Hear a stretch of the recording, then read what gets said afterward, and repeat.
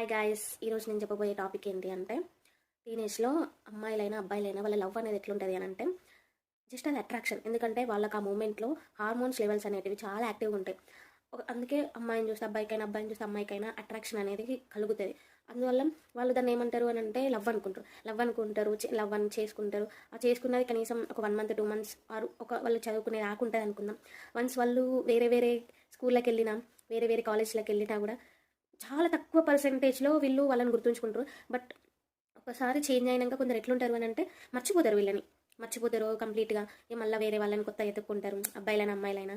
So అట్లా ఆ ఏజ్లో అట్రాక్షన్ అనేది ఉంటుంది తప్పితే ప్యూర్ లవ్ ఉంటుంది అని అయితే నేనైతే అనుకోవట్లేదు. అందుకే గర్ల్స్ అయినా బాయ్స్ అయినా ఈ ఏజ్లో ఈ 10th ఇంటర్ దాకా లవ్ అనే జోలికి పోవద్దని చెప్తామని చెప్తున్నా.